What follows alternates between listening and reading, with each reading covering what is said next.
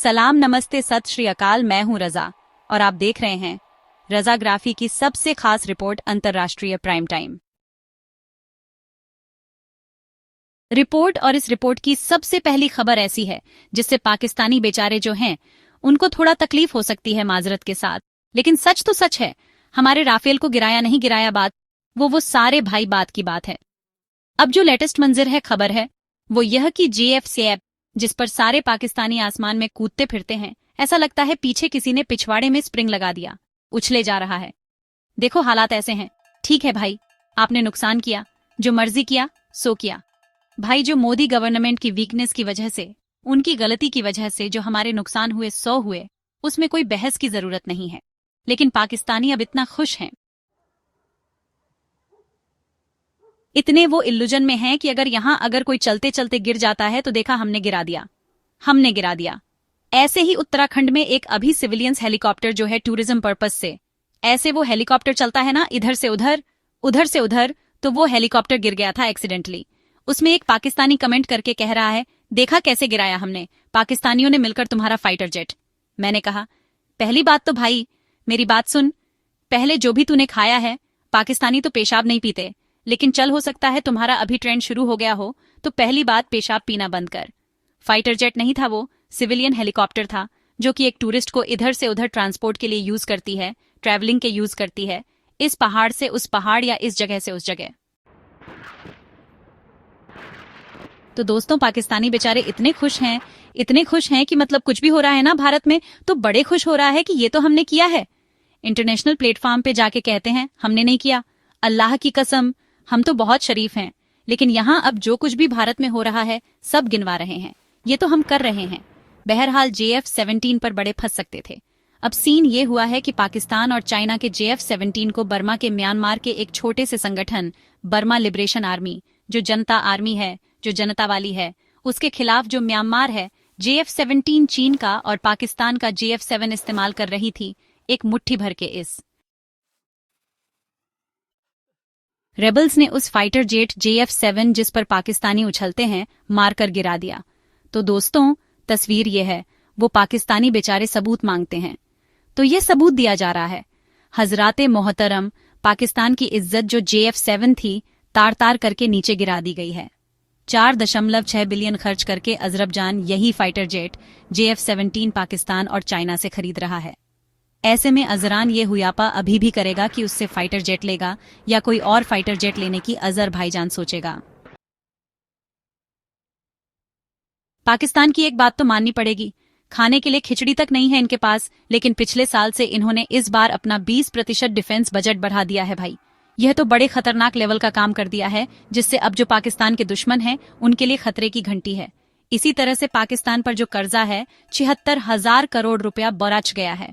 76,000 करोड़ एक एक पाकिस्तानी के पिछवाड़े में हाथ डालकर अगर वसूला जाए ना, तब भी पाकिस्तान जो है नहीं, मतलब कर्जा चुका नहीं सकता। लेकिन आइडिया हमारे पास है। हमारे अडानी और अंबानी साहब को आप पाकिस्तान का रेट बताओ और 15 मिनट में पैसा ले जाओ और पाकिस्तान हमें दे जाओ। कैसा लगा ऑफर, कमेंट कर देना। उधर पाकिस्तान के मीठे लचकीले बिलावल भुट्टो ने अपनी लचकती जुबान और लचकते बदन के साथ साथ भारत को धमकी दी। कहा, पहली बात तो कहा कि इस बार डोनाल्ड ट्रंप जंग नहीं रुकवा पाएगा और 2025 का यह साल खूनी जंग हो सकता है, क्योंकि हम तैयार हैं और हम ईंट से ईंट और अलान का फलान ये कर देंगे, हम वो कर देंगे, बिल बिल बिल। अब तक कहा जाता है दुनिया में ब्रह्मोस मिसाइल को रोकने के लिए कोई सटीक ऐसा डिफेंस सिस्टम बना नहीं है और पाकिस्तान के पास है भी नहीं। तो फ्रांस और जर्मनी से पाकिस्तान डर में बात कर रहा है कि यार ब्रह्मोस मिसाइल को रोकने के लिए हमें कोई डिफेंस सिस्टम दे दिया जाए।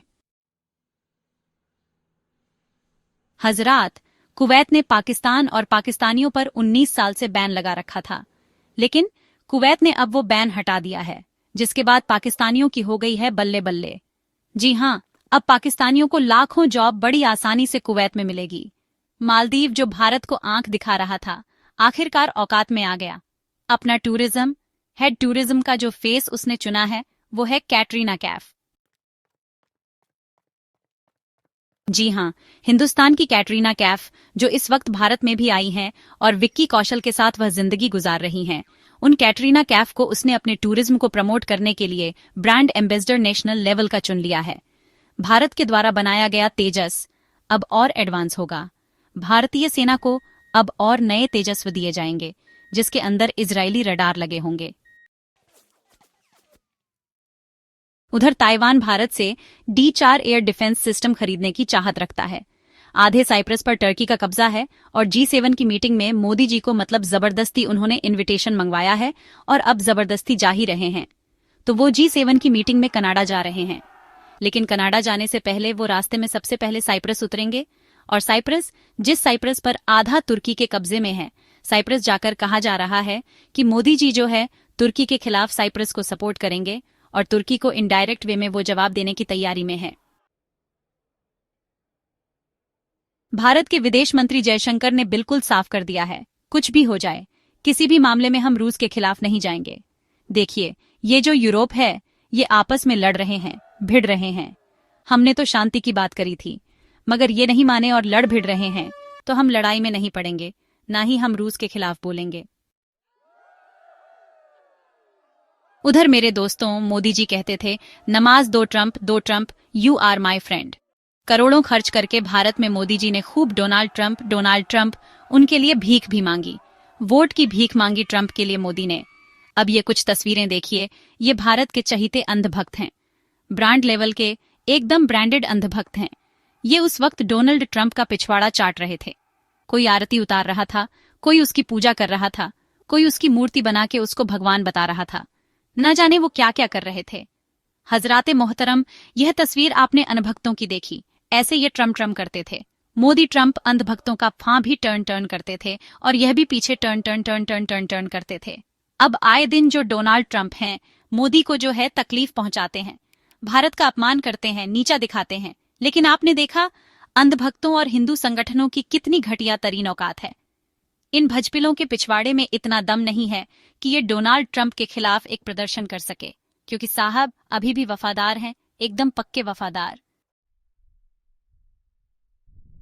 बहरहाल आपको बता दूं कि एक वीडियो वायरल हुआ है, ये देखिए, जिसमें एयरपोर्ट पर एक भारतीय छात्र को बुरी तरह से पीटा गया है, गिराकर जमीन पर मारा गया है, आतंकवादियों की तरह ट्वीट किया गया है। ये वीडियो जब वायरल हुई, भारत का अपमान हुआ। जो लोग कल तक कहते थे, कल तक अमेरिका कहता था तू क्या है बे, अमेरिका क्या कहता था, क्या हो तुम, आज हम कहते हैं तू क्या है बे, हम हैं। हाँ, आज अमेरिका हमसे कह रहा है तू क्या है बे। मेरे दोस्तों, भारत ने, मोदी सरकार ने विरोध किया ये वीडियो वायरल होने के बाद कि अमेरिका ने हमारे बच्चों के साथ सही नहीं किया। इंडियंस के साथ ऐसा नहीं कर सकते, जिस पर बड़े लेवल पर किसी ने जवाब नहीं दिया। तो देखिए, अमेरिकी एम्बेसी जो इंडिया में है, उसने आखिरकार जवाब दे ही दिया है। अब जरा सोचिए, 56 इंच की छाती का खौफ देखिए कि जो भी इल्लीगल तरीके से हमारे मुल्क में घुसेगा उसको इसी तरह से भगाया जाएगा। लीगल तरीके से आने वालों का हम स्वागत करते हैं, लेकिन भाई जो लोग इल्लीगल तरीके से आएंगे उनके साथ यही होगा। यानी उल्टा अमेरिका ने मोदी जी के मुंह पर जोरदार झटका चिपका दिया है। अब इसके बाद तो मोदी जी की सांस ही रुकी हुई है। अब सुनिए, डोनाल्ड ट्रंप ने एलन मस्क के पीछे पूरी टीम लगा दी है। अब डोनाल्ड ट्रंप की जो ऑफिशियल टीम है, वो एलन मस्क के देश से बाहर जाने, इधर उधर आने जाने का बाइडन के समय का रिकॉर्ड चेक कर रही है। हर उनके दौरे और मीटिंग्स को पूछा जा रहा है, क्योंकि डोनाल्ड ट्रंप और एलन मस्क की लड़ाई के बाद कई सारे राजन एलन मस्क ने खोले थे, तो शायद अमेरिका और भी राज जो है एलन मस्क के, वो हासिल करने की चाहत में है। अब बात करते हैं रूस की। हजरात, रशिया ने अजरबजान को सपोर्ट करते हुए काराबाग को आधिकारिक तौर पर अजरबजान को मान्यता दे दी है। मतलब अब काराबाग का इलाका आर्मेनिया का नहीं बल्कि अजरबजान का है। उधर जापान ने 2 एयरक्राफ्ट करियर चाइना ने उतार दिए हैं, जिसकी वजह से जापान ने चाइना को वार्निंग जारी की है। हालात देखिए, जापान और चीन के भी खराब हैं। एक और चाइनीज वैज्ञानिक को अमेरिका ने गिरफ्तार किया है, जो कि एक बायोलॉजिकल कुछ चीज खतरनाक केमिकल टाइप का वो चीन से लेकर अमेरिका पहुंचा था। फिलहाल उसको गिरफ्तार कर लिया गया है, पूछताछ जारी है। देखिए, चाइना की ताकत समझिए, चाइना कितना मजबूत है। डोनाल्ड ट्रंप ने चीन के खिलाफ आड़ी टेढ़ी बातें करी और डोनाल्ड ट्रंप ने चीन पर लगातार इल्जाम लगाया। अब चाइना के पास इस पूरी धरती की, पूरी दुनिया के जमीन के अंदर कुछ खास मिनरल्स हैं, केमिकल्स हैं जमीन के अंदर चीन के, वो अमेरिका को बेचता था, अच्छा खासा वो लेता भी था। अब चाइना ने क्या किया, वो केमिकल, रेयर केमिकल्स अमेरिका को बेचना बंद कर दिया।